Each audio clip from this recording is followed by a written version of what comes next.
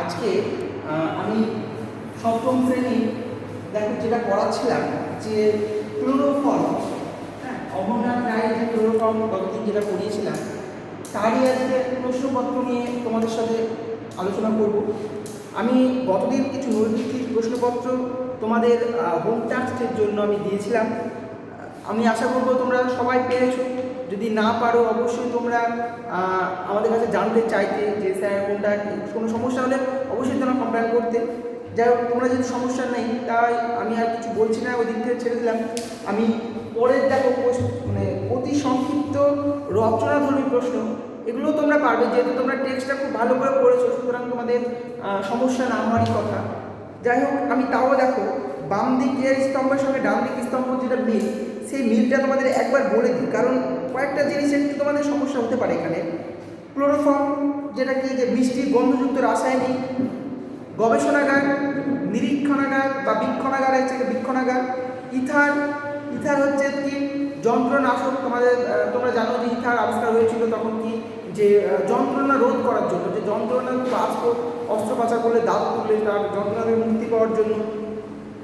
তারপর দেখো লাফিং গ্যাস, লাফিং গ্যাসটা হচ্ছে নাইট্রাস অক্সাইড। আর মেডিকেল কলেজ, মেডিকেল কলেজ কী হয়, ডাক্তারি পাস করে। এখানে একটা বেশি দিয়েছে, ডাক্তার ডেকে আনার এক্সট্রা দিয়েছে, এটা তোমাদের এমনিতে বাদ চলে যাবে। নেক্সট দেখো অতি সংক্ষিপ্ত প্রশ্ন, তিনের দেখো অতি সংক্ষিপ্ত প্রশ্ন।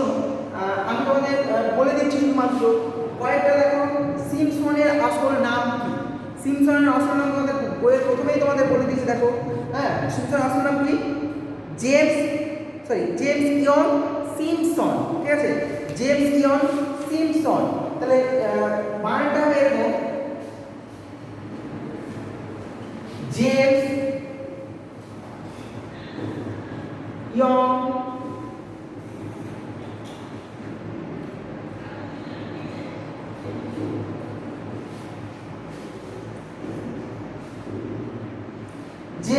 সিমসন, বানানটা সিমসন, সিমসন এরকম একটা উচ্চারণ আসবে। যাই হোক, দেখো ফাইটটা দেখো, ফাইট তোমাদের বলে দিয়েছে সিমসনের বাবা কী করতেন। তোমরা সবাই জানো তিনি একজন কি রুটির ব্যবসায়ী ছিলেন, রুটি বিক্রি করতেন। ঠিক আছে, ডাক্তারি পড়ার জন্য সিমসন কোথায় ভর্তি হয়েছিল, যে ডাক্তারি ডাক্তারি জীবন যে সার্থক তার জন্য তিনি কোথায় ভর্তি হয়েছে, এডিনবরার কি, এডিনবরা হচ্ছে মেডিকেল কলেজে, এডিনবরার মেডিকেল কলেজ। দেখো আমি বলে দিচ্ছি, কখন অ্যান্সারটা তুমি দেখো যে বয়েরটা দেখো, উচ্চারণটা এরকম হবে যে এডিনবরার মেডিকেল কলেজ।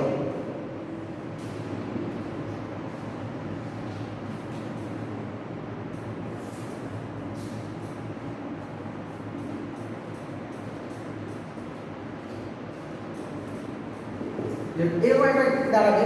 নেক্সট তোমরা দেখো, নেক্সট দেখবে যে লাফিং গ্যাস কোন কাজে লাগে। লাফিং গ্যাস কি? লাফিং গ্যাস অর্থাৎ নাইট্রাস অক্সাইড, যেটা আমি আগেই বলে দিলাম, তার সাহায্যে কী করা হয়, মানুষের যন্ত্রণাকে রোধ করা হয়।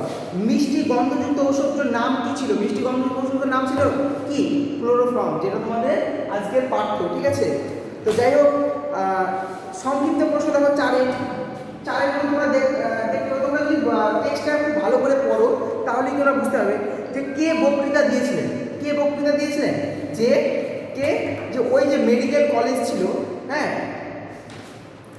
ডাক্তারবাবু, এক ডাক্তারবাবু ওখানে কী দিয়েছেন, বক্তৃতা দিয়েছিলেন। তাহলে তারপর দেখো কী বলেছে, সিমসন কী করলো, সিমসন তার বক্তৃতায় মানে রাস্তা দিয়ে যাচ্ছিল, হঠাৎ তার বক্তৃতা শুনতে ভালো লাগলো, তাই সে কী করলো, যে ওই সভা অর্থাৎ যে মানুষ যাদের সামনে বক্তৃতা করতে, সেই দলে ওই ভিড়ে ঢুকে পড়লো। নেক্সট দেখো, সে ভাবলো ডাক্তারের জীবন সার্থক। কে ভাবলো? সিমসন ভাবলো, তাই না? আমি সংক্ষেপে বলেছি, তোমরা কিন্তু পূর্ণ বাক্যে উত্তরটা লিখবে। হ্যাঁ, এই ভাবনার কারণ কী ছিল? এই ভাবনার কারণ ছিল কি, তাদের মানুষের মন, অর্থাৎ কী বলো, দেখো ডাক্তাররা কি, আমরা সবসময়, তোমরা জানো যে ডাক্তারদের সবসময় ভগবানের সঙ্গে তুলনা করা হয়।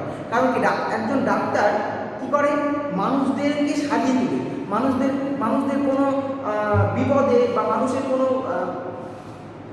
খুব কোনো আকস্মিক কোনো দুর্ঘটনা হতে পারে, বা মানুষের মৃত্যুর মুখে যারা ঢলে পড়ে, কারা জন্ম মৃত্যুর দায়িত্ব তাদের একমাত্র বিধাতা, তাই না? আর সেই বিধাতার মতো করেই ডাক্তাররা কী করে, যে মানুষদের সারিয়ে তোলে। সেই জন্য তাকে বলা হয়েছে, তার জীবন সার্থক এই কারণেই বলা হয়েছে। দেখো, কিন্তু তার সহকর্মী বন্ধু তাকে বাধা দিলেন। তার বলতে কাকে বোঝানো হয়েছে এখানে? তার বলতে সিমসন আর তার বন্ধুকে বোঝানো হয়েছে। হ্যাঁ, তিনি বাধা দিয়ে কী বলেছিলেন? সিমসনের বন্ধু বাধা দিয়ে কী বলেছিল?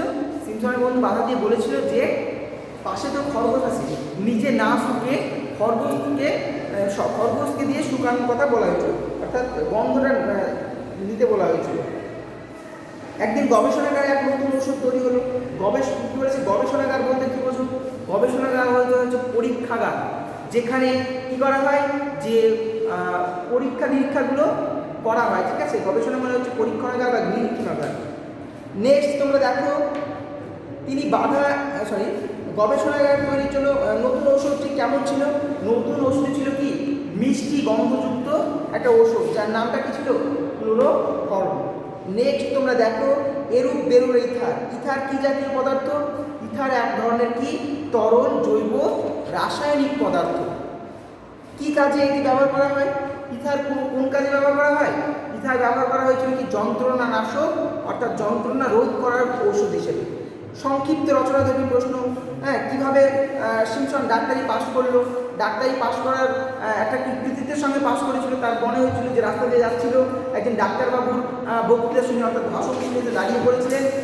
তার মনে হয়েছিল ডাক্তার জীবন সার্থক, তাই তিনি ডাক্তারি ভর্তি হলেন। অনেক কষ্ট করে কৃতিত্বের সঙ্গে কিন্তু তার ডাক্তারি পাস হয়েছিল। সিমসনের ডাক্তারি পড়ার ইচ্ছা জাগলো কেন? আমি আবার একটা কথা বারবার উঠে আসছে, যে তিনি রাস্তা দিয়ে যখন যাচ্ছিলেন সিমসন, তখন কী করেছিলেন? তিনি একজন ডাক্তারবাবুর বক্তৃতা শুনেছিলেন, এবং বক্তৃতা শুনে মনে হয়েছিল যে ডাক্তারদের জীবন সার্থক। কারণ কি? তারা পীড়িত মানুষের কী করে? সাহায্য করে, অর্থাৎ মানুষকে সারিয়ে তোলে। যেটা ভগবানের কাজ, সেই কাজটা এটাই তিনি ভেবেছিলেন। এটাই যাই হোক, মরতে মরতে বেঁচে যাচ্ছিলেন। মরতে মরতে বেঁচে যাওয়ার কারণ বুঝিয়ে দাও। মরতে মরতে বেঁচে মরতে গেলে একটা সময় কী করানো হয়েছিল? একটা ঔষধ, গবেষণাগারে বিভিন্ন রকম পরীক্ষা চলছে তাদের মধ্যে, তাই না? তো তাই তারা পরীক্ষাটা যখন চালাচ্ছিল, তখন তাদের মনে হয়েছিল যে একটা নতুন ওষুধ আবিষ্কার হয়েছিল, এবং সেই আবিষ্কারটা নিজে শুকতে যাচ্ছিল। তখন তার বন্ধুরা কী করেছিল? যে বলেছিল যে পাশে একটা খরগোশ আছে, তুমি না শুকে খরগোশটাকে দিয়ে শোকালেই তো হয়। এরকম বলাই সে খরগোশটাকে শোকায়, এবং খরগোশটা জীবনের মতো ঢলে পড়ে নিদ্রায়, অর্থাৎ কি একদম মারা যায়।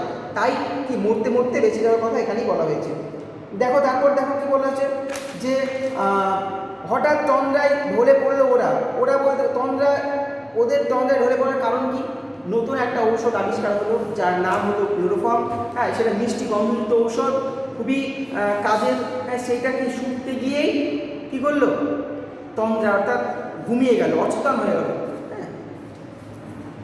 যা খুঁজেছিলেন তা পেয়েছিলেন। গোটা জিনিসটি কীভাবে পেলেন তা বুঝিয়ে দাও। তোমরা জানো যে বিভিন্ন রকম ডাক্তারি পাশ করার পরও, কৃতিত্বের সঙ্গে পাশ করার পরও কিন্তু তিনি থেমেছিলেন না। তিনি কী করেছিলেন? মানুষের এই যে অস্ত্রোপচার করতে গিয়ে যে ব্যথা, সেই ব্যথাটাকে লাঘব করার জন্য, ব্যথা থেকে মানুষকে মুক্তি দেওয়ার জন্য তিনি কিন্তু রীতিমতো কি গবেষণা চালিয়েছিলেন, যে এটার পর এটা, যাই হোক একটার পর একটা করতে করতে তিনি অবশেষে পেয়েছিলেন সেই ক্লোরোফর্ম। বিভিন্ন অনেক কষ্ট সাধন করে। যাই হোক, এখন নিচে আছে আমাদের রচনাধর্মী প্রশ্ন। একই রকম প্রশ্ন, গল্পের যে জিসটা, অর্থাৎ গল্পের সারাংশটা, সেইটা জানলেই পুরো ব্যাপারটা বুঝিয়ে যাবে। আমি রচনাধর্মী প্রশ্ন তোমাদের বললাম না, তোমরা নিজেরা প্র্যাকটিস করো, তোমরা নিজেরা দেখো, যেখানে সমস্যা, যে কোশ্চেনের সমস্যা, তোমরা অবশ্যই হোয়াটসঅ্যাপে সেন্ড করো। আমরা সেই কোশ্চেনে আমি অবশ্যই লিখে তোমাদের পাঠিয়ে দেবো। তো আমি চলে আসছি, দেখো ব্যাকরণগত যে প্রশ্নগুলো, সেই প্রশ্নে চলে যাচ্ছে। তোমরা দেখো, প্রথমে আছে, দেখো আমি 7 নম্বরের কোশ্চেনে কী বলেছে দেখো, সন্ধিবদ্ধ পদগুলোকে খুঁজে বের করে সন্ধি বিচ্ছেদ করো। প্রথমে বলেছে উচ্চারণের সুবিধার জন্য লোকে তাকে সিমসন বলে ডাকতো। এখানে সন্ধিবদ্ধ পদ কোনটা? সন্ধি করা কি আছে? উচ্চারণ। আমি লিখে রেখেছি দেখো সন্ধিবদ্ধ পদগুলো। দ্বিতীয় এতে দেখো গবেষণাগারে ঘরে প্রথম ওষুধ, গবেষণাগার, গবেষণা, ঠিক আছে, এটা হচ্ছে সন্ধিবদ্ধ পদ হয়ে আছে। তারপরে দেখো একদিন রোগীর দেহে অস্ত্রোপচার হচ্ছিল, অস্ত্রোপচার, এটা একটা সন্ধিবদ্ধ পদ। তারপর দেখো পরীক্ষা চালাতে গিয়ে সিমসন চালাতে লাগলেন সিমসন, ঠিক আছে, পরীক্ষা, এটা একটা সন্ধিবদ্ধ পদ। তাহলে আমি সন্ধিবদ্ধ পদ এই যে প্রথমটা উচ্চারণ, উচ্চারণের সন্ধিবদ্ধ কি হবে? উৎ যুক্ত চারণ, উৎ যুক্ত চারণ, উচ্চারণ। তারপর দেখো গবেষণা, গবেষণা সন্ধিবদ্ধ কি হবে? গো যুক্ত এষণা, এ বদলস্বর গুণাকার এষণা। তারপর অস্ত্রোপচার, অস্ত্রোপচার হলো অস্ত্র যুক্ত উপাচার,